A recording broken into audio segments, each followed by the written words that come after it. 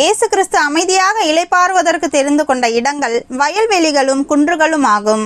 அவருடைய போதனைகள் தேவாலயங்கள் ஜப ஆலயங்களை காட்டிலும் அதிகமாய் திறந்த வெளிகளில் செய்யப்பட்டது. பெருங்கூட்ட மக்களை ஜப ஆலயங்களில் அடக்கிக் கொள்ள இடம் போதாததால் அல்ல, இயேசு இயற்கையின் காட்சிகளை அதிகமாய் விரும்பினதால் வயல்வெளிகளையும் தோட்டங்களையும் தெரிந்து கொண்டார். நிசப்தமான இடங்கள் அனைத்தும் அவருக்கு பரிசுத்த ஆலயமாயிருந்தது. ஏதேனில் முதல் வாரிசுகள் மரத்தடிகளை தங்களுக்கு பரிசுத்த ஸ்தலமாக தெரிந்து கொண்ட போது இயேசு அங்கே மனுக்குல தந்தையோடு உலாவி பேசி கொண்டு வந்தார். மம்ரேயின் தேவதாருக்களின் கீழ் ஆபிரகாமோடு பேசினார்.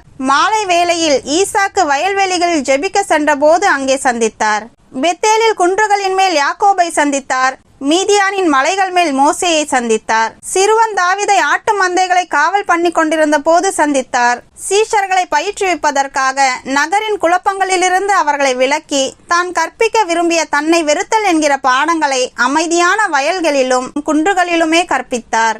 அவர் தன்னுடைய சத்தியத்தை எடுத்துரைக்க ஜனங்களை கூடி வர செய்த இடங்களும் நீலவானின் கீழும் மலைசாரலிலும் புல் தரையிலும் கடலோரங்களிலுமே.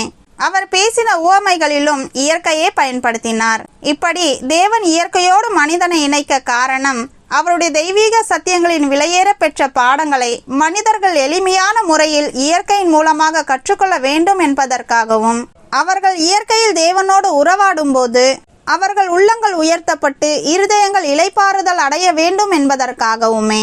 இன்று நாம் இயற்கையை மறந்து செயற்கையை பின்பற்றுவதால் தான் நம்மில் அநேகர் மன அழுத்தத்திற்கு ஆளாக்கப்படுகிறார்கள். இயற்கையும் இயற்கையின் ஒவ்வொரு காட்சியும் மன அமைதியும் இளைப்பாறுதலும் தருவதால் தேவனுடைய ஆழமான அன்பை இனிமையான இயற்கையின் மூலம் பெற்றுக்கொள்ள நாமும் இயற்கையை நேசிப்போம்.